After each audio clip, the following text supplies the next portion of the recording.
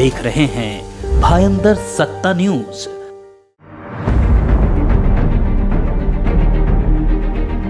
कांग्रेस की महाराष्ट्र इकाई के अध्यक्ष नाना पटोले ने सोमवार को मानसून के दौरान पिकनिक स्थलों पर पर्यटकों की सुरक्षा के लिए उपलब्ध कराई गई सुविधाओं और दुर्घटनाओं को रोकने के वास्ते उठाए गए कदमों को लेकर राज्य सरकार से सवाल किया।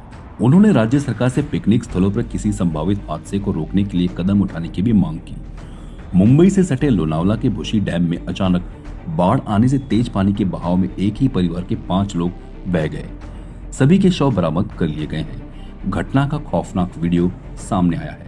यह वीडियो काफी डरा देने वाला है। इसने नए सिरे से पिकनिक स्थलों पर लापरवाही और अनदेखी को चर्चा में ला दिया है। पटोले ने लोनावला के नजदीक स्थित भूशी बांध में 5 लोगों के बह जाने के बाद एक दिन बाद विधानसभा में यह मुद्दा उठाया। पुलिस ने बताया कि हादसे में मारे गए 3 बच्चों सहित 4 लोगों के शव बरामद कर लिए गए हैं, जबकि 4 साल के एक अन्य बच्चे का शव खोजने के लिए नौसेना के गोताखोरों और अन्य बचाव टीम को तैनात किया गया है। कांग्रेस ने कहा कि सरकार को मानसून के दौरान पिकनिक स्थल पर ऐसे हादसों को रोकने के लिए उठाए गए कदमों के बारे में स्पष्टीकरण देना चाहिए।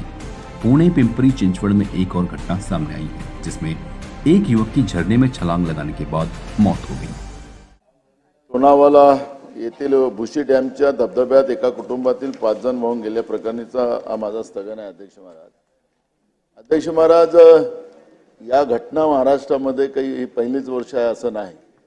सातत्यानं पावसाळ्याच्या काळामध्ये या पद्धतीच्या घटना होतात आणि आपण इथं चर्चा करतो आणि विषय इथं संपतो, पण ज्या पद्धतीनं सुरक्षाच्या व्यवस्था आणि ज्या पद्धतीचं त्या ठिकाणी त्या सगळ्या व्यवस्था निर्माण करण्याचं काम आपण करतच नाही आणि म्हणून एका कुटुंबातले 5 लोकांचा मृत्यू काल दुर्दैवी मृत्यू त्या ठिकाणी झालेला आहे। अध्यक्ष महाराज, या ठिकाणी पावसाळ्यात मोठ्या प्रमाणात लोणावळ्यामध्ये मोठ्या संख्येने पर्यटक येत असल्याने अशा घटना वारंवार पावसाळ्यात घडत असणे, भुशी डॅममध्ये पर्यटकांच्या सुरक्षिततेबाबत प्रशासनाकडून कोणतीच उपाययोजना व सुरक्षा रक्षक नसल्याने अशा घटना घडत असणे। अध्यक्ष महाराज, पावसाळ्याच्या काळात फक्त या लोणावळ्यातच नाही तर महाराष्ट्रातल्या विविध डॅममध्ये ह्या सगळ्या घटना घडताना आपण पाहतोय।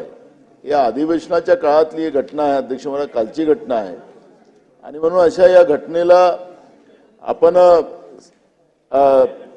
इथं आम्ही कारवाई करू, आम्ही पूर्ण सुरक्षा देऊ अशा पद्धतीचं चालणार नाही, पण याच्यासाठी सरकार नेमकं काय उपाययोजना करते आणि सरकारने आता याच्यासाठी काय उपाययोजना करण्याचे निर्णय घेतलेले आहेत त्या पद्धतीची भूमिका सरकारने स्पष्ट करावी अध्यक्ष महाराज।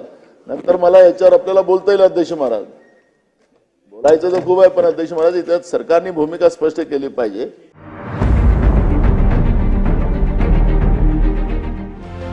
आप देख रहे हैं भायंदर सत्ता न्यूज।